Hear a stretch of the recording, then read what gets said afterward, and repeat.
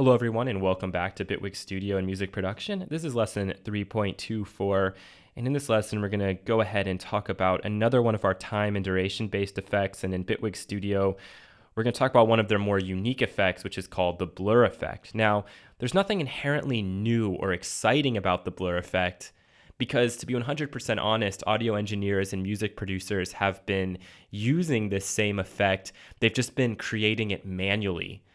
So it's pretty interesting that Bitwig has gone ahead and made something like the blur effect, which really can take advantage of something like the precedence effect or the Haas effect, those psychoacoustic phenomena, and they've just bundled it into a very simple little device plugin. And at some stage, we'll probably make one of these from scratch, but for now, let's just see what we can do using this very interesting and unique effect to Bitwig Studio. So I'm just gonna go ahead and pull one up here. And the first thing I always like to do is bring ourselves back to some kind of initialized state or something that I'm going to want to work with so that I can understand what's going on when I'm turning some of these knobs. So let's just listen to what we have right now. Notice that the mix is at 100%. I'm going to play the snare drum, I think. Okay, without, with, without, and one more time with. Okay, so obviously not only has it widened out the stereo field a little bit, but we're also getting a little bit of a timbre change. It actually has a bit of that smearing or blurring quality to it. It's not as clear, it's not as sharp. It sounds like, and we can even look at it in our little handy dandy spectrum here, that things are moving around ever so slightly. So let's take a look at the spectrum and see if we can see any changes.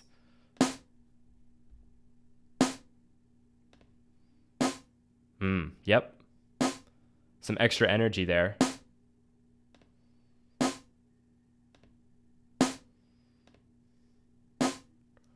So it's subtle, but it does look like something is happening to the frequency spectrum. And we know, having talked about the Haas effect before, that if you delay a signal at a really, really quick delay time, especially something under like 100 or under 50 milliseconds, like all of these settings are, we're only going to perceive one signal. So like a blurring is actually going to occur there, and it's going to change the timbral qualities based on how long that delay is. But for now, let's see what happens if we crank this up to its highest setting. Let's take a listen.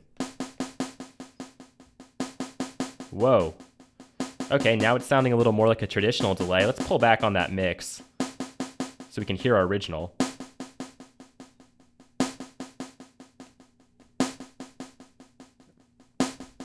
Okay, so my guess is that these 50% are actually controlling feedback. That would make a lot of sense based on what we've seen with our other delay plugins thus far. So maybe if I pull all of these back to 0, we'll just have that one quick delay. And that's exactly what it sounds like. So now we're basically working with a delay like we've seen in the delay 1 or the delay 2. We're getting a full-blown echo. Our delay time is high enough, and we're able to then control the feedback. The cool thing is we have two delay lines going for both the left and the right channel. So that's a little bit different. As far as I can tell, they sound to be independent of one another, despite this block diagram, which looks kind of confusing, and it is confusing to me, especially because we have all these crosshairs going on. But as far as I can tell, these are independent. You're going to have to use your own ears and kind of see what you can come up with when you change these around. But for now, let's maybe change this one to 100. I can command click and just type in 100, or excuse me, I have to command click and like type in 0.1. Again, we're working in milliseconds, not full-blown seconds, so you will have to put in those decimal places. And let's see what this sounds like now, especially in that left channel.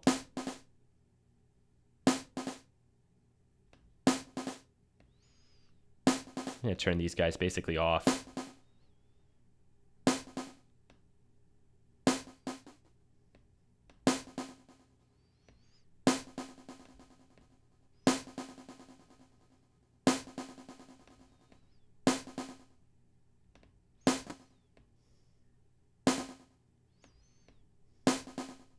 Yeah, to me, it sounds like they're working independently of one another.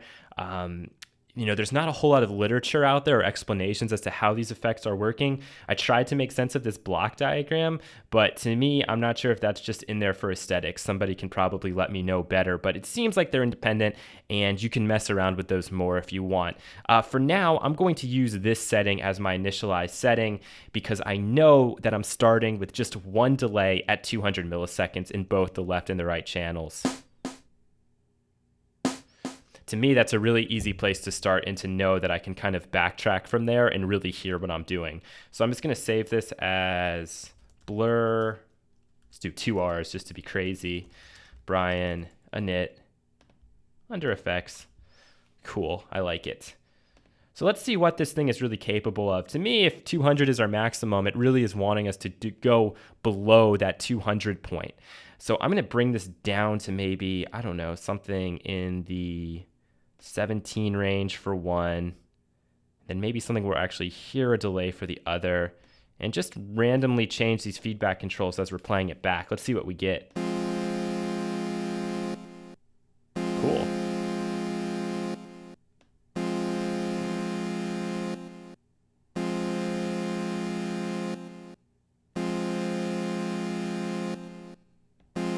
Bring up our mix. Once you bring that over 50%, remember the delay is actually going to become more prominent than the original signal.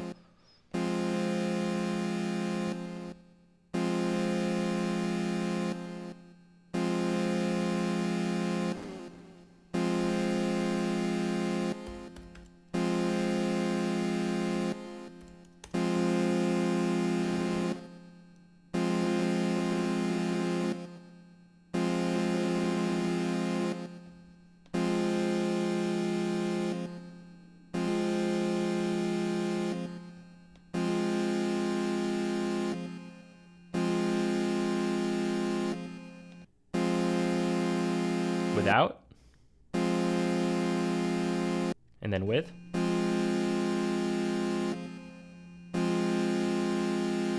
See it dancing around there. And you see our phase meter down here. When we hit -1, that means we're totally out of phase.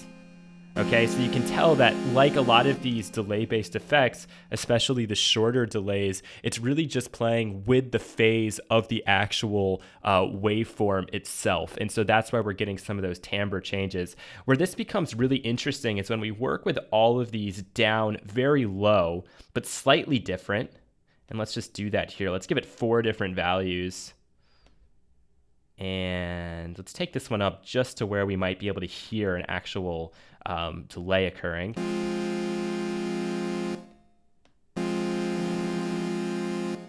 100 we probably will. Snare. A little lower. Cool. Maybe crank some of these feedbacks up. Crank up that mix, and now we're getting a pretty serious timbre change. Let's hear what it sounds like on the chord. And now we'll turn it off. And you can tell that it's actually really wide in the stereo field. And this is a trick that's used all the time, especially with like lead sounds, pad sounds, etc. When you want them to be a little bit wider, you can take advantage of the precedence effect, which is really this blur effect in action. And so it's actually going to push things out a little bit wider, give it that width that a lot of people are really familiar with, especially in like electronic dance music and with some of those lead sounds. It's a great little mixing technique to give something a little bit more excitement to the listener. Now, you have to be careful when you're playing back on a mono system, because if you push it all the way out, and you could see that we had that phase meter before, if we were to then listen to this in mono, we'd really lose a lot of the signal. So let me see just what's going on here real quick on our correlation meter. All right, right now we're staying pretty much totally in phase.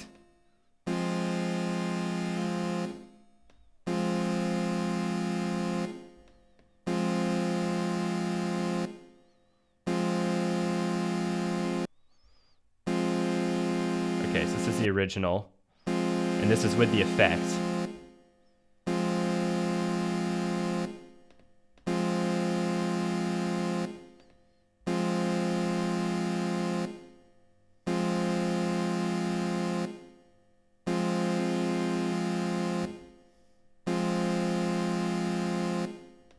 So what I did there was I just switched it to mono just to see what would happen.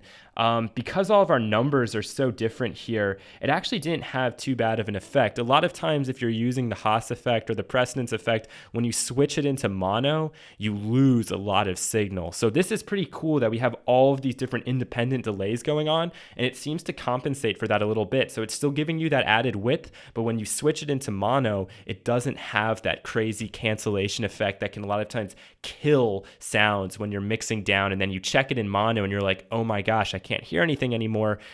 This blur effect might be a bit of a solution for that. So you learn something new every day, especially for some of my more advanced viewers who use some of these little stereo widening tricks all the time. I'd encourage you to mess with the blur quite a bit and see what happens, especially when you try to translate those mixes into mono. So really that's all I have to cover with this effect. You can get a ton of different variations here.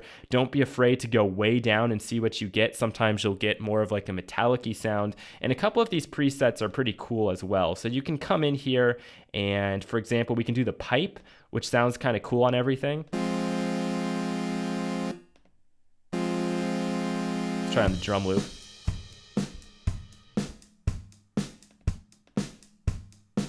I'm not really getting a very good reaction from it.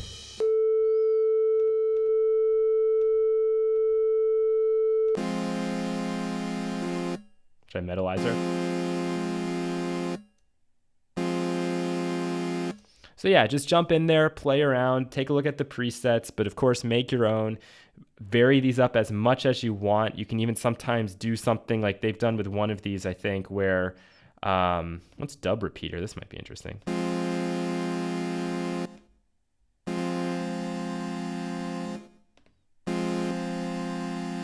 That's pretty cool.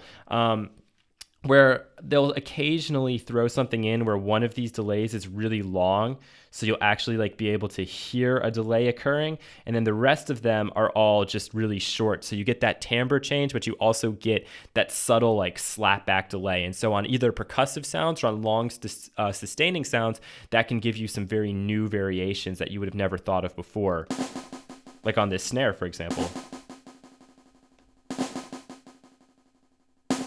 Settle it out a little bit. This guy down.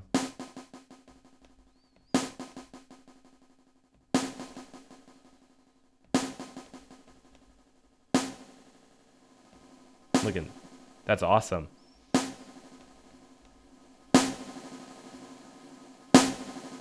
Right? I can't think of another effect that has the ability to do that so quickly and so easily. So pretty unique. Definitely a lot of creative potential here, and I look forward to hearing what you guys are able to do with this one. Thank you so much for watching, and I will catch you again in the next lesson.